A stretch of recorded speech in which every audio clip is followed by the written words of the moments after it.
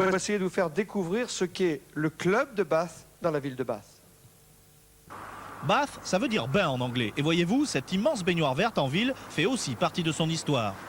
Voilà Pierre, l'originalité de ce club de Bath, c'est ça. Son stade en plein centre-ville, au milieu des monuments. 1865, c'est l'année de la fondation du club. C'est pratiquement l'année de construction des tribunes qui sont derrière nous. Regardez, ça c'est la plus ancienne.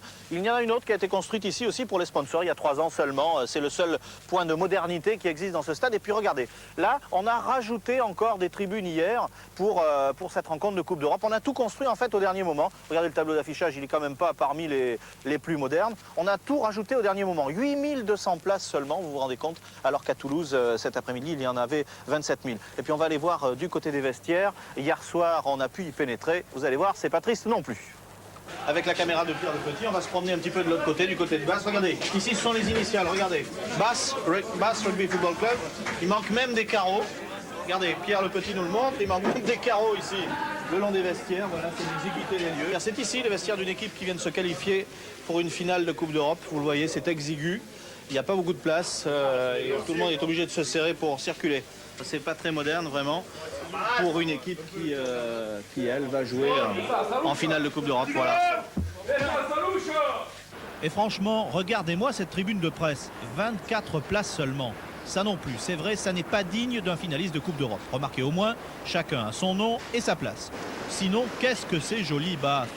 Et oui, vous êtes dans la deuxième ville touristique d'Angleterre, 90 000 habitants l'hiver, des centaines de milliers l'été. On peut même pêcher à côté du stade, ou bien se cultiver en arpentant les rues, ou en admirant les bains romains et cette magnifique abbaye qui a inspiré Charles Dickens ou Jane Austen. C'est vous la nouvelle mascotte de Bath? Oui, oui, c'est très bien. Bonne chance. Bonne chance, merci beaucoup. Et comme tous les grands clubs de rugby anglais, Bath a aussi sa boutique en ville. Parmi toutes les autres boutiques touristiques, on y trouve tous les produits, les chemises, les cravates, les maillots, les bonnets, les chapeaux, toute la panoplie nécessaire aux parfaits supporters avant la finale de Bordeaux.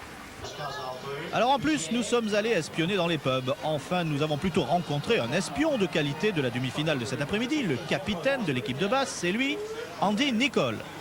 Alors Andy, Brive ou Toulouse? Ça n'a pas vraiment d'importance. C'est vrai, on a rencontré Brive 2 fois cette saison. Donc j'aimerais autant que ce soit Toulouse peut-être. Vous pensez que Toulouse est meilleur sur ce que vous venez de voir? Sur les premières minutes de ce match, Toulouse paraît mieux. Mais ils se neutralisent. Ils ont 2 gros packs, entre autres. De toute façon, ce sera très dur. Réponse, le 31 janvier au Parc Lescure à Bordeaux. Ce dont nous sommes sûrs, c'est que les joueurs de Bath ne seront pas là pour boire la tasse.